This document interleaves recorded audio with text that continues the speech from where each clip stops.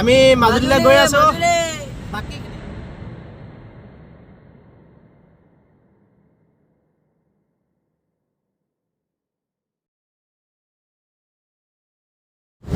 নমস্কাৰ, মই পাপু দাস। প্ৰথমতে আপোনালোক সকলোকে ভোগালী বিহুৰ আন্তৰিক ওলগ জনালোঁ। আজি আমি আহি আছোঁ নিজৰ জন্মভূমি মাজুলীত প্ৰগ্ৰেম কৰিবলৈ চিলাকলা গাঁৱত। এতিয়া গৈ আছোঁ, সকলো আহিব, তাত লগ পাম। ধণ্টি তাত বহি আছে, ধণ্টি হাই কৈ দিয়া। আমাৰ ইয়াত আছে ডিংকু আৰু ইয়াত শৰ্মা দা। ব'লক তেতিয়াহ'লে আমি মাজুলীলৈ গৈ আছোঁ।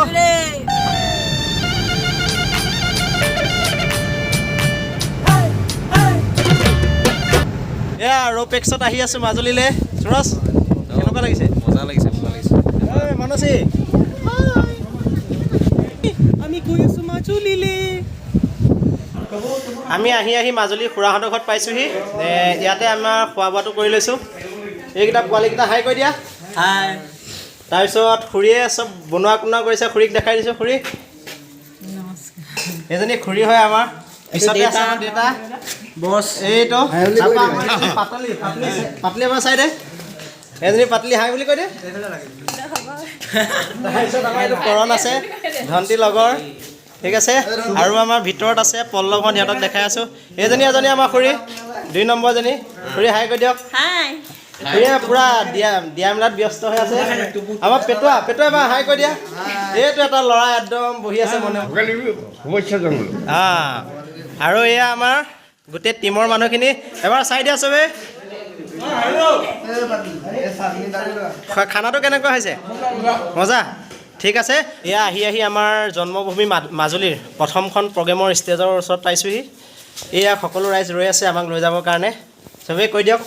হয়, আমি নিশ্চয় নিশ্চয় মানে কেনেকুৱা লাগিছে? নিজৰ জেগাত কেনেকুৱা লাগিছে? ধণ্টি দাস উপভোগ কৰিম আৰু হাজাৰ দৰ্শক ৰখি আছে তেখেতৰ প্ৰগ্ৰেম উপভোগ কৰিবৰ কাৰণে। আমি আয়োজক কমিটি হিচাপে অনুষ্ঠান পৰিৱেশন কৰিবৰ কাৰণে আমি এটা মঞ্চত উপস্থিত কৰিম আৰু তাৰ প্ৰগ্ৰেম উপভোগ কৰিম। ঠিক আছে, আপোনালোকে চাই থাকিব। ব'লক এতিয়া যাওঁ আমি ষ্টেজলৈ।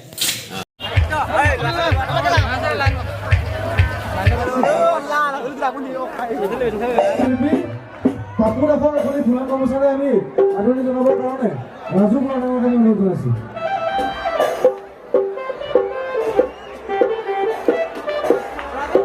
আমি ধন্যবাদ জনাইছোঁ।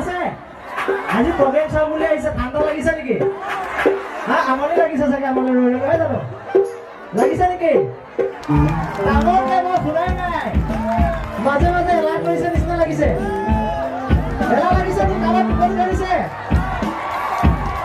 আচলতে ক'ব গ'লে আমি বেছি দূৰৰ ঘৰ নহয়, আপোনালোকৰ ইয়াৰ পৰা 1 কিলোমিটাৰ হ'লে কাকৰিপানীতে আমাৰ ঘৰ।